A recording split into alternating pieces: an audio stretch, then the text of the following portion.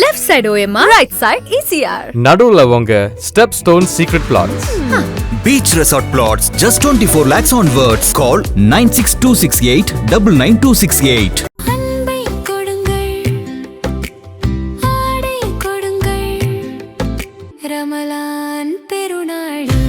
Super Saravana Stores.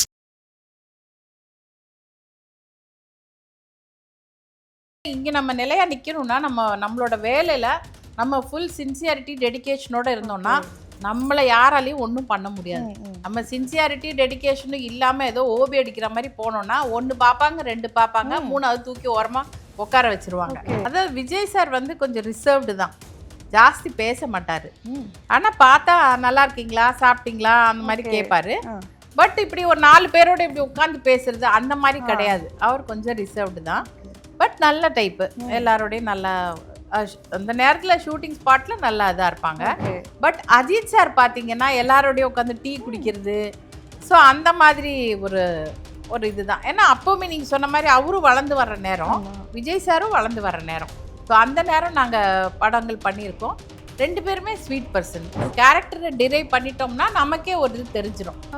So இந்த மாதிரி form பண்ணிக்கலாம். இதுக்கு வந்து அப்போ நான் ஒரு கெட்டப் ஃபார்ம் பண்ணிடுவேன். இந்த ட்ரெஸ்ஸு ஃபர்ஸ்ட் டே போகும்போதே பக்காவாக போயிடுவேன். அவங்க பார்த்தோன்னே மேம் பர்ஃபெக்ட் லுக் இதான் மேம் அப்படின்ட்டுருவாங்க.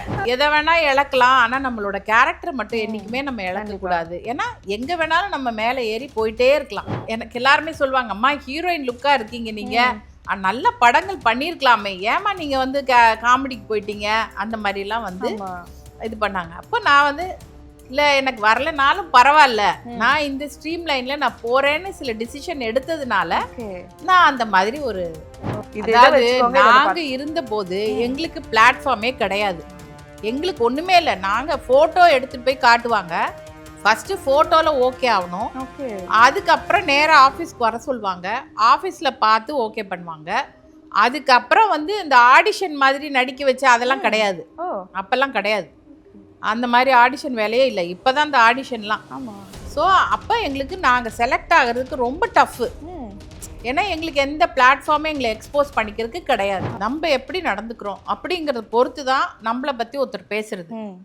இப்போ நீங்கள் எல்லாமே ரொம்ப ஒரு ஆர்டிஸ்ட் எடுத்துக்கோங்களேன், ஒரு ரீல்ஸ் போடும்போது கூட ரொம்ப ஓவராக எக்ஸ்போஸ் பண்ணுறது, இல்லை ஓவராக எதாவது பேசுறது, இல்லை வேறு எதாவது பேசுறது, அடுத்தவங்களை பற்றி பேசுறது, அந்த மாதிரி நீங்கள் பண்ணும்போது அப்போ அந்த கமெண்ட் கொடுக்குறவங்க என்ன பண்ணுறாங்க, ஓ இவங்களை பற்றி என்ன வேணால் பேசலாம், நம்ம எப்படி வேணால் நம்ம பேசலாம் அப்படிங்கிற அந்த ஒரு இது எடுத்துக்கிறாங்க, அட்வான்டேஜை. எல்லாரை பற்றியுமே இவங்க இப்படி தான் இருப்பாங்க, இவங்க அப்படி தான் இருப்பாங்கன்ற அந்த ஒரு டேக் இட் ஃபார் கிராண்டட்னு சொல்லிட்டு ஒருத்தரை பற்றி தப்பாக பேசுகிறதோ ஒரு தப்பான கமெண்ட் கொடுக்குறதோ பண்ணக்கூடாது. ஏன்னா அவங்கக்குள்ளே என்ன இருக்குன்றது நமக்கு தெரியாது. Okay ma'am. ஸோ இப்போ இருக்கிற சினிமாவை நீங்கள் எப்படி பார்க்குறீங்க? இப்போ வந்து நிறைய போட்டிகள் வந்துச்சு, நிறைய புதுமுகங்கள் வராங்க. அது வந்து சீரியலாக இருந்தாலுமே நிறைய பேர் வராங்க. நிறைய சீரியல்ஸ் வந்து பார்க்கும்போது படங்கள் அளவுக்கு சீரியலும் ஒன்று அதிகமாயிட்டே போகிறது, திடீர்னு புதுசாக வருது பார்க்க. ஓவரால் சினிமா சீரியல் ரெண்டுத்தையும் எப்படி பார்க்குறீங்க மேம்? நீங்கள் இத்தனை வருஷங்கள் பார்த்து வந்த பிறகு இப்போ இருக்கிற இண்டஸ்ட்ரி எப்படி இருக்குன்னு பார்க்குறீங்க? இப்போ இருக்கிற இண்டஸ்ட்ரி பார்த்தீங்கன்னா ஒன்று தான், நம்ம அந்த அளவுக்கு நம்மளும் ஃபார்வர்டாகி ஃபாஸ்ட்டாக போயிட்டே இருக்கணுங்கிறது மட்டும் நம்ம தெரிஞ்சுக்கிறோம். நடிப்புங்கிறது ஒன்று தான். நடிப்பு வந்து இன்னொன்று, இங்கே நம்ம நிலையாக நிற்கணும்னா நம்மளோட வேலையில் நம்ம ஃபுல் சின்சியாரிட்டி டெடிகேஷனோட இருந்தோம்னா நம்மளை யாராலையும் ஒன்றும் பண்ண முடியாது. நம்ம சின்சியாரிட்டி டெடிகேஷனும் இல்லாமல் ஏதோ ஓபி அடிக்கிற மாதிரி போனோம்னா ஒன்று பார்ப்பாங்க, ரெண்டு பார்ப்பாங்க, மூணாவது தூக்கி ஓரமாக உட்கார வச்சிருவாங்க. ஸோ இதுதான் இன்னைக்கு இருக்கிற சினிமாவில் ஏன் வந்து நடுவில் நான் கான்சன்ட்ரேட் பண்ணாமல் விட்டுட்டேன்னா, சினிமாவுக்கு போனேன்னா சீரியலோட டேட்டு பிரச்சனை வருது. சீரியலுங்கிறது day to day soap. So daily அவங்களுக்கு டேட்டு கொடுத்துட்டே இருக்கணும், அப்போ தான் அவங்களோட இது அவுட்புட் அவங்களுக்கு கிடைக்கும். ஸோ அதனால நான் சீரியலுக்கு கான்சன்ட்ரேட் பண்ண ஆரம்பிச்சதுனால சினிமாவுக்கு நான் போகல. ஸோ அதுதான் வந்து, மற்றபடி ரெண்டுக்கும் பார்த்தீங்கன்னா ரெண்டுமே நல்லா வளர்ந்துட்டு தான் வருது. சீரியல் பார்த்தீங்கன்னா டெய்லி எல்லாருக்கும் வந்து ஒரு வீட்ல இருக்கிற லேடிஸ்க்கெல்லாம் ஒரு தீனி போடுற மாதிரி ஆமா அவங்க போட்டு விட்டு வேலையெல்லாம் பார்க்க தொடங்கிடுவாங்க. அப்படியே அவங்க அதுல அடாப்ட் ஆயிட்டாங்க. இந்த மாதிரி அடாப்ட் இல்ல அடிக்ட் ஆயிட்டாங்க. சோ இந்த சீரியல் வருதுன்னா ஐயோ இன்னைக்கு பார்த்தே ஆகணும், அந்த அம்மா என்ன பண்றாங்க இன்னைக்கு நம்ம பார்த்தே ஆகணுங்கிற மாதிரி அவங்களோட ஒரு இது. ஸோ படங்கள் சீரியல் எதுல இருந்தாலும் எதுல இருந்து கேள்வி கேட்கறதே அடுத்தடுத்து போயிட்டே இருக்குது. ஸோ விஜய் அஜித் 2 பேர் கூடயும் நீங்க வந்து நடிச்சிருந்தீங்க. ஸோ அப்போதான் அவங்க வந்து பூமாயி வந்துட்டு இருந்தது. அடுத்த ஒரு ஜென்ரேஷனுக்கான ஒரு ஹீரோ தான் அவங்க 2 பேரும் வந்துட்டு. அந்த எக்ஸ்பீரியன்ஸ் எப்படி இருந்துச்சு மேம்? 2 பேரோட கேரக்டர் நிறைய பேர் சொல்லியிருக்காங்க. நீங்க நோட் பண்ணது ஏதாச்சும் டிஃப்ரெண்டா இருந்துச்சா? 2 பேரும் எப்படி இருந்தாங்க அப்படின்னு? அதாவது விஜய் சார் வந்து கொஞ்சம் ரிசர்வ்டு தான், ஜாஸ்தி பேச மாட்டாரு. ஆனா பார்த்தா நல்லா இருக்கீங்களா சாப்பிட்டீங்களா அந்த மாதிரி கேட்பாரு. பட் இப்படி ஒரு 4 பேரோட இப்படி உட்காந்து பேசுறது அந்த மாதிரி கிடையாது. அவர் கொஞ்சம் ரிசர்வ்டு தான். பட் நல்ல டைப்பு, எல்லாரோடையும் நல்லா அந்த நேரத்துல ஷூட்டிங் ஸ்பாட்ல நல்லா இதா இருப்பாங்க. பட் அஜித் சார் பாத்தீங்கன்னா எல்லாரோடையும் உட்காந்து டீ குடிக்கிறது, ஸோ அந்த மாதிரி ஒரு இதுதான். ஏன்னா அப்பவுமே நீங்க சொன்ன மாதிரி அவரும் வளர்ந்து வர்ற நேரம், விஜய் சாரும் வளர்ந்து வர்ற நேரம். ஸோ அந்த நேரம் நாங்க படங்கள் பண்ணியிருக்கோம். 2 பேருமே sweet person. Okay okay ma'am. இப்போ விஜய் அவர்கள் கட்சி தொடங்கியிருக்காரு, போயிட்டு இருக்கு. அடுத்து தேர்தல் வரப்போகுது, அவங்க வந்து ஃபேஸ் பண்ண போறாங்க அந்த கட்சி. எப்படி பாக்குறீங்க இதை? ஏன்னா நீங்க கூட நடிச்சிருக்கீங்க, ஒரு படங்களையும் பார்த்துருப்பீங்க அப்படின்னும் போது இப்போ கட்சி தொடங்கினும் போது அதை நீங்க எப்படி பாக்குறீங்க? இல்லடா, நம்ம நடிச்சதுக்கும் இந்த ஒரு அரசியலுக்கும் வந்து ஒரு டச் கிடையாது. ஏன்னா அது தொழில்ங்கிறது. இது வந்து அவருடைய பர்சனல் லைஃப், அவரோட வாழ்க்கையில அவர் டிசிஷன் எடுத்திருக்காரு. இன்னொன்று அரசியல்னு வரும்போது நம்ம எந்த நேரத்தில் ஜனங்க என்ன முடிவு மாற்றங்களை கொடுப்பாங்கன்றது நமக்கு தெரியாது. அதனால அரசியல்ங்கிறது வந்து அது ஒரு இதுக்கு அப்பாற்பட்டது. Okay okay okay ma'am. So சீரியல்னு வரும்போது வந்து பார்த்தீங்கன்னா நிறைய விஷயங்கள் வந்து ஒன்று ஒன்றா பண்ணிகிட்டே இருக்கணும். நம்ம வந்து ட்ரெஸ்ல இருந்து நம்மளோட மேக்கப் எப்படி வந்து ஹேர் ஸ்டைல் வைக்கிறோம் எல்லாமே நோட் பண்ணுவாங்க.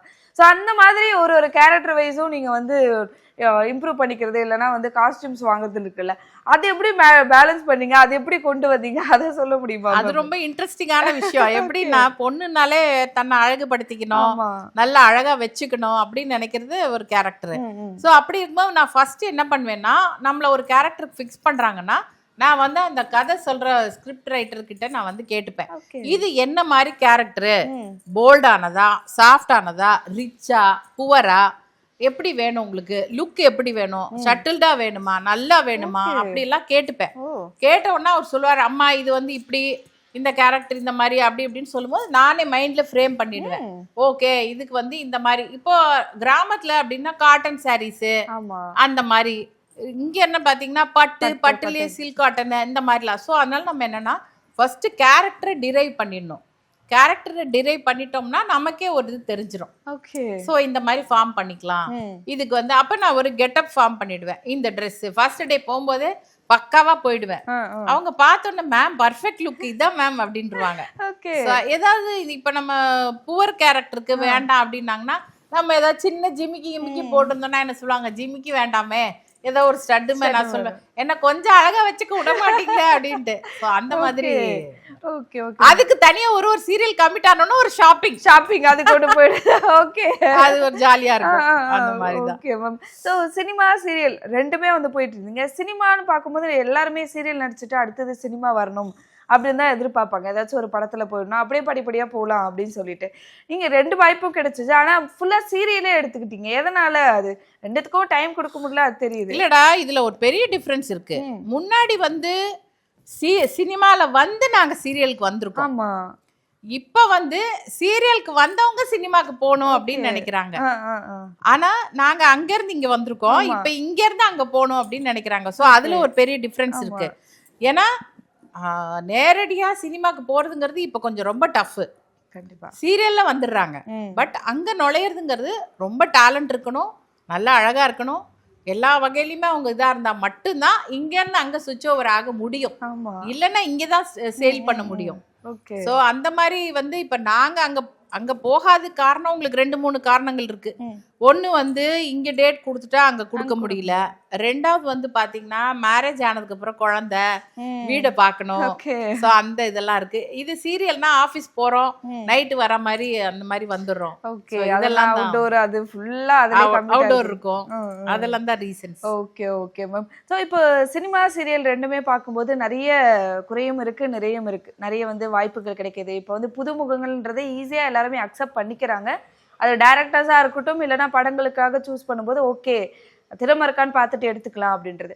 அதே வகையில வரும்போது பாத்தீங்கன்னா பெண்களுக்கான அந்த சீண்டலா இருக்கட்டும், இல்லைன்னா அட்ஜஸ்ட்மெண்ட்ஸ் அப்படின்ற விஷயங்கள் அது ரெண்டுத்துலயுமே பேசப்பட்டுட்டே இருக்கு. அதை எப்படி பாக்குறீங்க? இப்ப குறைஞ்சிருக்குன்னு நினைக்கிறீங்களா, இல்ல அதை பத்தி பேசுறது, இது அதை ஒரு வெப்பனா விமன் எடுத்துக்கிறது, இல்லைன்னா அதை ஒரு விக்டிம் கார்டை யூஸ் பண்றது, அப்படின்னு நிறைய விஷயங்கள் பிரச்சனை வந்திருக்கு. எப்படி பாக்குறீங்க மேம் நீங்க?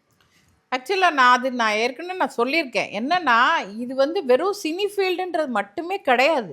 எல்லா ஃபீல்டுலையுமே இந்த பிரச்சனை இருக்கு. அதை அந்த பொண்ணு எப்படி ஃபேஸ் பண்ணி வராங்கிறது மட்டும்தான் உண்மையான ஒரு விஷயம். இப்போ பரவாயில்ல, நம்ம எதை வேணா நம்ம இழந்தாலும் பரவாயில்ல, நம்ம வந்தா போதும் அப்படிங்கிறது ஒரு வேற ஒரு வகையான ஒரு கேட்டகரியில எடுத்துக்கலாம். இல்லை நம்ம இப்படிதான் இருப்போம், நமக்கு வர சந்தர்ப்பங்கள் வரட்டும் அப்படின்னு நினைக்கிறது ஒரு வகையான கேட்டகரி. ஸோ இதில் டிசைட் பண்ணக்கூடியது அந்த பொண்ணு தான். ஓகே. இல்லை நம்ம வரும்போது உள்ள வந்துட்டோம், அதுக்கப்புறம் தான் நமக்கு பிரச்சனை வருது அப்படின்னா அந்த நேரத்தில் அவங்க போல்டா இருக்கணும். ஓகே. புரியுதா உங்களுக்கு? அந்த நேரத்தில் அவங்க போல்டா இருக்கணும். போல்டா இருந்து நான் இப்படிதான் இருப்பேன், என்னோட கேரக்டர் இதுதான் அப்படிங்கிறது.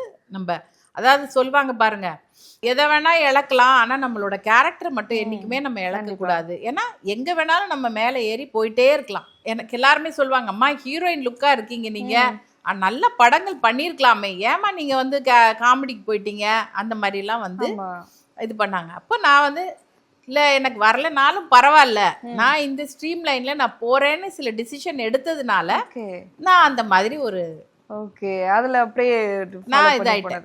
Okay okay ma'am. ஸோ இப்போ சினிமாக்குள்ள இல்லைன்னா சீரியலுக்குள்ள வராங்க அப்படின்னா நிறைய இன்ஸ்டா இந்த மாதிரி யார் ட்ரெண்ட் ஆகுறாங்களோ அவங்கள வைக்கிறது, இல்லைன்னா ஏதாச்சும் டான்ஸ் ஷோ அந்த மாதிரி பண்றாங்கன்னா அவங்களே கூப்பிட்டு வந்து ஹீரோவா வைக்கிறது, ஹீரோயினா வைக்கிறது, அப்படி போயிட்டு இருக்கு. இப்போ புதுசா இண்டஸ்ட்ரிக்குள்ள வர போறேன் அப்படின்னா ஏதாச்சும் டிப்ஸ் இல்ல ஐடியாஸ் அந்த மாதிரி ஏதாச்சும் சொல்ல முடியுமா மேம் உங்களால?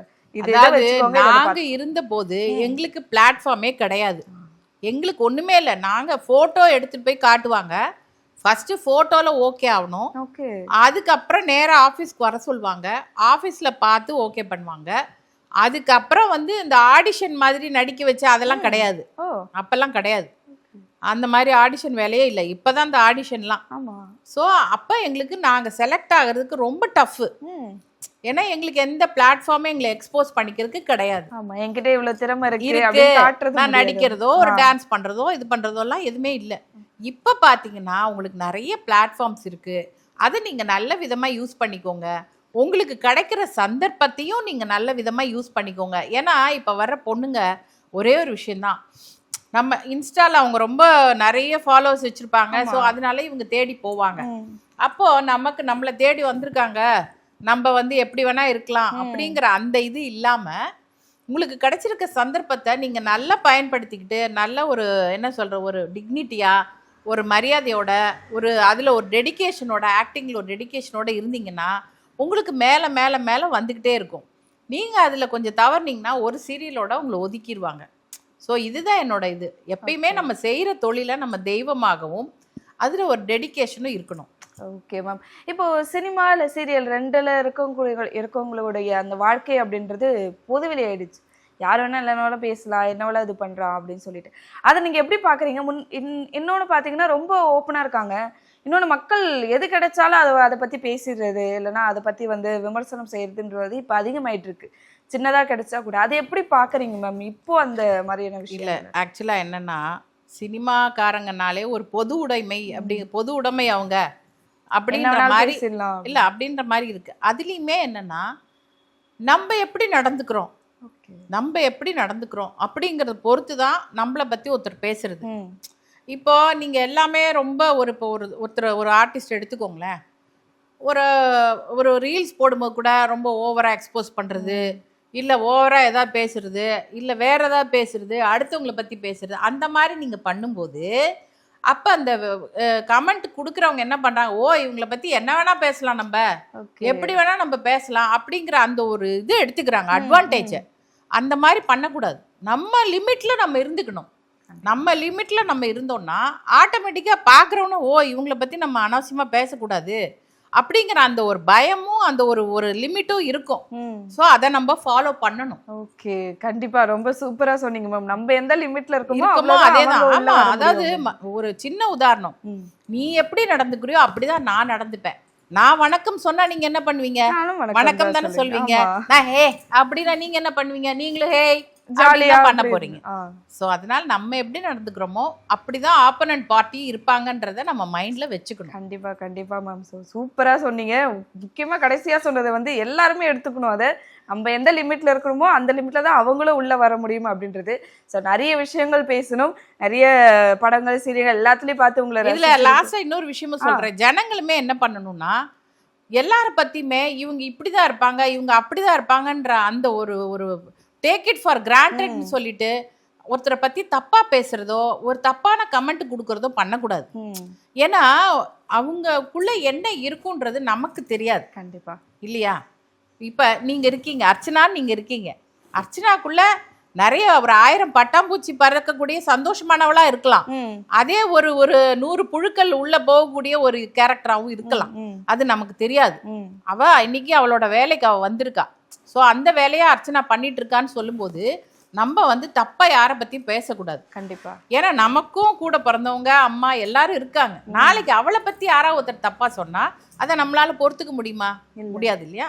ஸோ அதனாலதான் எப்பயுமே நான் ஜனங்க கிட்ட சொல்வேன், யூடியூப்ல கூட ஒரு கமெண்ட் போடும்போது 10 தடவை யோசிச்சு போடுங்க. ஏன்னா உங்களுக்கு பிடிச்சிருந்தா ரொம்ப நல்லா இருந்ததுன்னு போடுங்க, அது உங்களுக்கு ஒரு டானிக்கா இருக்கும். பிடிக்கலையா கமெண்டே போடாதீங்க, பார்த்துட்டு அமைதியா இருந்துடுங்க அப்படின்றத நான் எப்பயுமே சொல்லுவேன். கண்டிப்பா கண்டிப்பா மேம். சார் நிறைய விஷயங்கள் பேசணும், ரொம்ப அழகா பேசுனீங்க, எனக்கு ரொம்ப பிடிச்சிருச்சு உங்ககிட்ட பேசுறது. ரொம்ப ஹாப்பியாவும் இருக்குது உங்களை மீட் பண்றதுல. மிக்க நன்றி மேம். மிக்க நன்றி.